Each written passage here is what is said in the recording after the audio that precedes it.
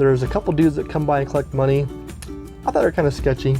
They looked a little maybe rough around the edges. Not the guy you want dating your daughter. They're not dressed in golf polos and have their hair combed over or anything. And I do remember one time they came by while Jesse was out surfing and I was there by myself. And the guy was like, we started in Florida, crossed the border in Mexicali, and are now heading down to the very bottom of Baja Mexico. We're checking out the beaches, the culture, and learning what makes Baja so special.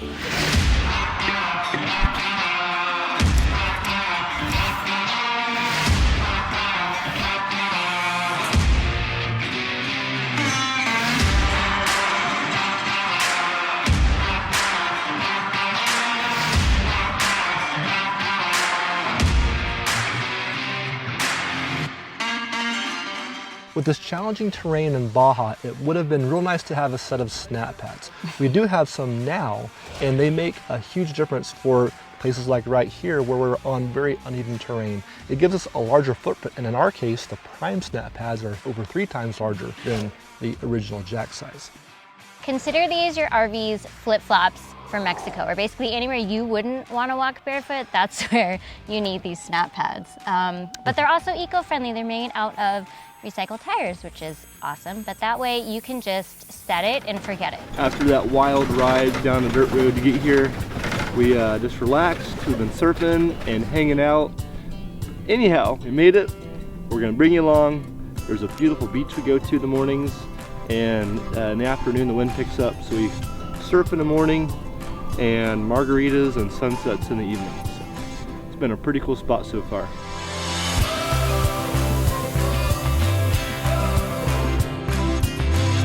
We very quickly got into a routine of in the mornings. The wind was nice and calm, the waves were great. As a family, we'd go head down to the beach. I would surf. Did you surf at all there? Nope. Nope, you didn't surf. So I would surf, Jenny and Tucker would play on the sand, and Nutmeg would chase crabs. Right? Oh, that was, I don't know if I've ever laughed that hard in my entire life. She was determined to get those crabs, and you could tell it completely boggled her when they would go down into their hole. She did not know where they went. Anyway, that was a lot of fun. Yeah, she wouldn't eat them. She'd want to like sniff them, and Yeah. and it'd be like a standoff, play. and then a wave would come, or the crab would just like take off, and she'd be like, "Where did it go?" It was adorable. It was pretty But yeah, cool. I didn't want to surf because Jesse was the only surfer out there. And I have this weird thing with sharks. Like, I don't want to be the only bait in the water. If there's other bait in the water with me, I'll surf. But just me, I get a little freaked out. Yeah, be careful what you ask for. A lot of surfers hate crowds, and so like a lot of surfers go to Baja and places in Mexico to get these, empty waves. Pretty much we had the waves to ourselves, which is, I thought was kind of cool. You get to post up anywhere you want to and catch whatever waves you You're a want. lot better of a surfer. Yeah, but just like, it's nice not having to fight over waves. What's really unique about Punta Conejo is there's this lighthouse there on this outcropping, and it's just kind of a neat little landmark there on this little point that sticks out off the Pacific coast. There's a couple dudes that come by and collect money. I thought they were kind of sketchy. They're not dressed in golf polos and have their hair combed over or anything. They looked a little maybe rough around the edges, but they were super polite and they were very nice. And I do remember one time they came by while Jesse was out surfing and I was there by myself. And the guy was like, "Hey, no problem. I will come back when he's here. Don't worry about it." I'm guessing not to make me uncomfortable. So That's true. I have no beef with them. They had this little black van thing with the broken, like the windshield was like totally cracked, and like I don't know how they could drive this thing.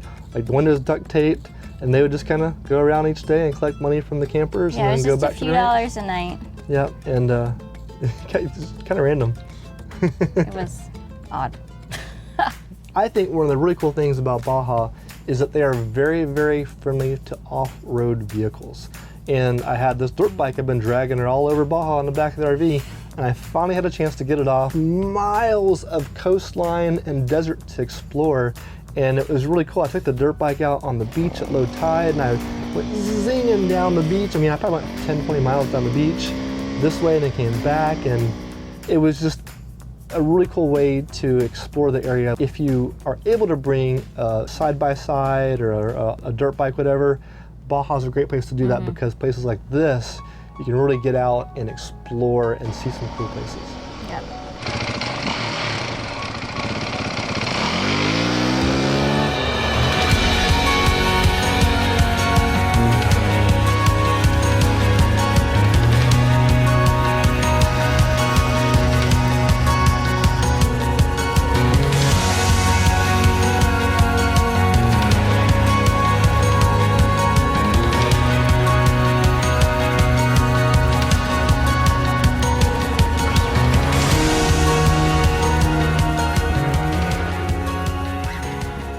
I'm out there, I've been dirt biking, the dirt bike's off on the side. We've been surfing and just having lots of fun. And all of a sudden, like the sky goes to the yellows, the oranges, and this is fire red. I remember Tucker was young enough to where he was still taking like maybe 6 or 7 naps a day.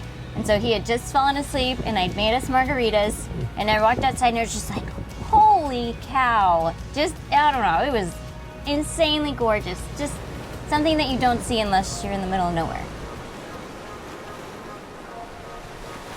So Punta Conejo is good for off-roading and surfing, but I will point it out, it's not good for anything else. There is nothing there. I mean, I'm super thankful that Tucker was not yet a toddler because there's nothing to do, nothing. You can go on a walk and that's it. Yeah, it's just where we had the RV at, it's this big windswept area, just rocks and cactus and dirt. Oh, there's some coyotes there. Every now and then, a random coyote would kind of snake around the outside of our camp area. Potential scorpions under rocks, you know. Great place to bring the kids. But yeah, it was, yeah, as I said, it was kind of ugly and beautiful at the same time. It was a very neat place. But it was all ours. We did, you know, we had this area to ourselves. Yeah, so it was nice. I mean, there's boondocking and then there's boondocking in the middle of nowhere, which is what we were doing. But it was neat because everything worked in our house, all because of the solar that we have. Yeah, the solar panels were working great. We were able to keep our batteries topped off. Each day we'd charge the batteries back up with the solar panels, and we're very comfortable out there unplugged in the middle of the desert coastline on the beach for what, about a week or so? I think we were there for just over a week. So pretty cool. So when we initially got to Punta Conejo, we parked on this bluff, we saw this fish camp down below us, and we figured, hey, there's some, you know, very poor people that live out here that must, you know, live off the land. I know, we're just dumb Americans.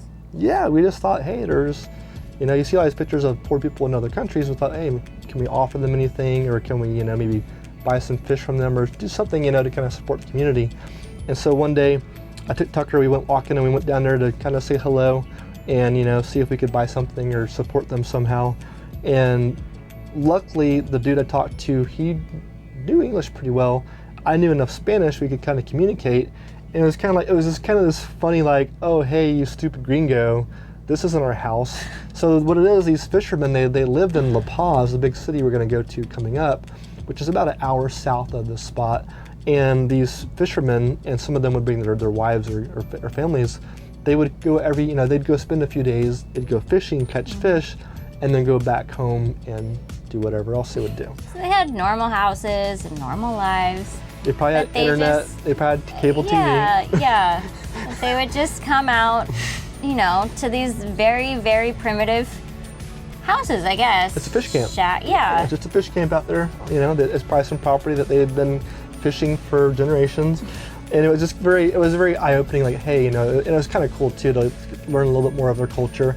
They seemed to be pretty happy doing what they were doing. Yep, and we were really happy to find out that they also catch lobster.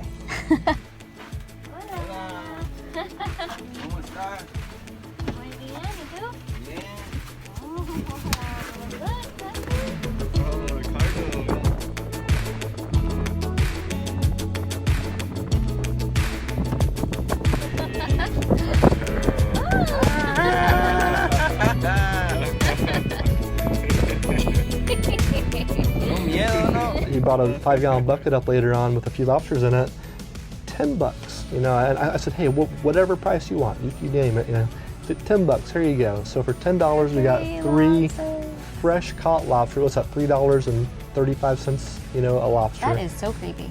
What's that? Just division that fast. Well, 3.33 and a third. So I don't rounded know up. what a third is.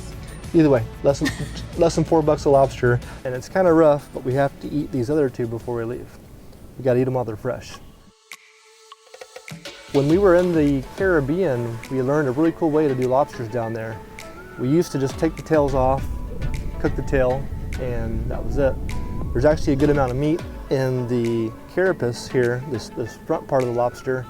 And so I'm going to show you a really cool way where you can, of course, eat the tail, but also there's some meat in here you can get too.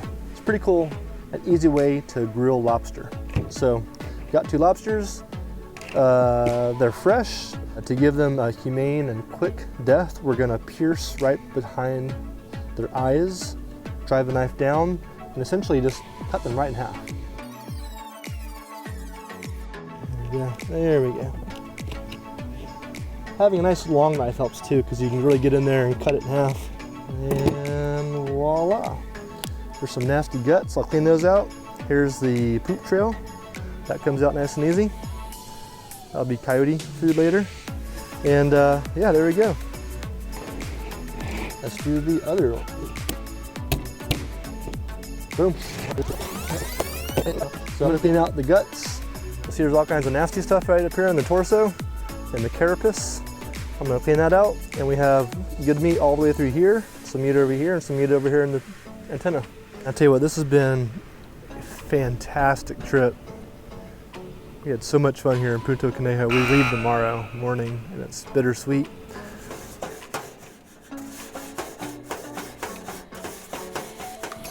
Right on the grill.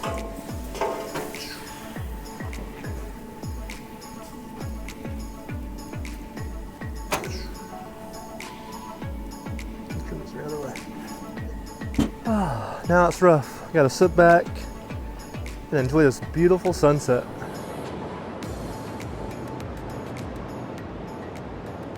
You couldn't pay for that. It was really cool. But we did. We paid $10. Well, how much did it cost a night? I think it was $4 a night, $4 US. I want to say it was 50 pesos per person, and they didn't charge us for tucker. So 100 pesos. It was 18 to 1 at the time. Yep, so that'd be just over $5. About $6 a night. Okay, so for ish $17, we had a pretty amazing dinner evening.